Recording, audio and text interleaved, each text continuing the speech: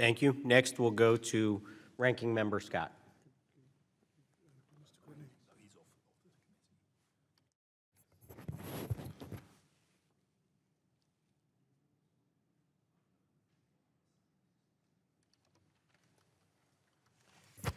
Thank you, Mr. Chairman.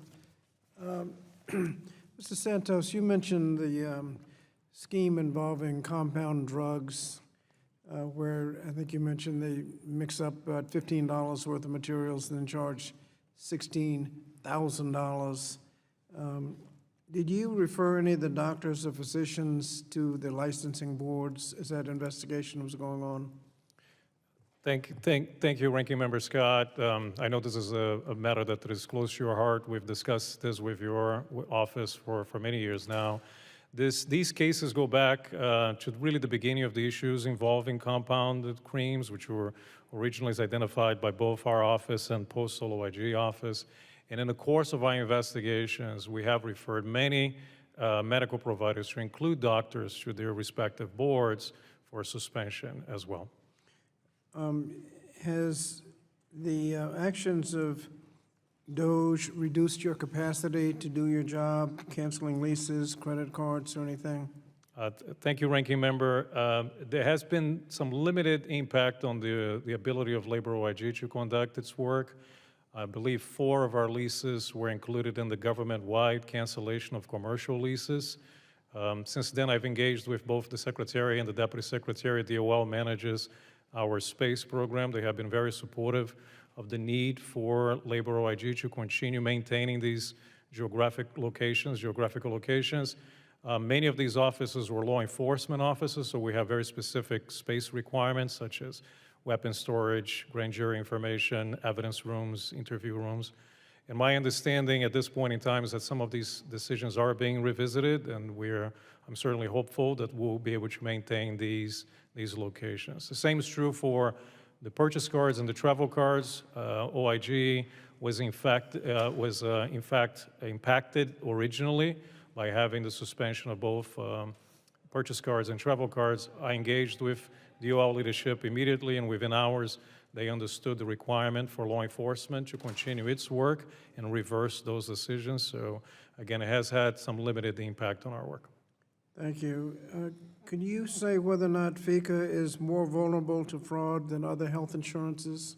I cannot say that, Ranking Member Scott. I believe that the issues we find in the FECA program as it relates to both claimant fraud and medical provider fraud are very similar to the issues that are identified by other law enforcement programs in programs such as TRICARE or Medicare or Medicaid or in the private sector. So the same types of schemes and targeting of the system, we see that in the FECA program as well. So now I think it's very much a similar situation than many other healthcare benefit programs.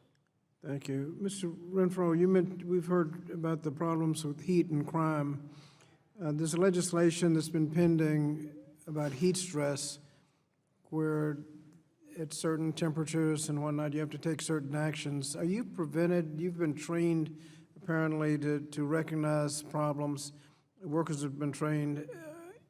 Is there any limitation or resistance to them taking a break when the heat gets to a certain temperature, humidity at a certain temperature, when heat stroke is much more possible? So the Postal Service has a heat illness prevention plan, a HIP as it's called, in place. It has been in place for a few years. In fact, the earlier discussions that OIG Hull was referencing about training, the issue we had with training a couple of years ago is part of that HIP.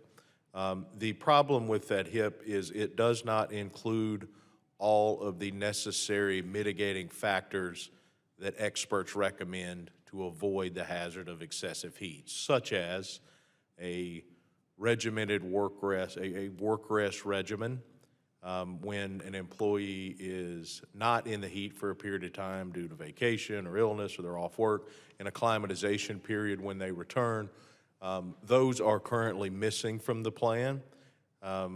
There is a pending rule that would apply a heat safety standard to workers all across the country. We have, of course, been in communication with the Department of Labor about that. thank you. I'm and trying to get we strongly support I want to get that in. rule. Thank you. And Mr. Semadera, do you know how long it takes to get a disability claim appealed if you have a problem, if you disagree with the analysis? I don't have that data available. Does and anybody on the certainly to be- panel, does anybody on the panel know how Very. long it takes to take a disability appeal? Thank you. Thank you, Mr. Chairman. Thank you. Next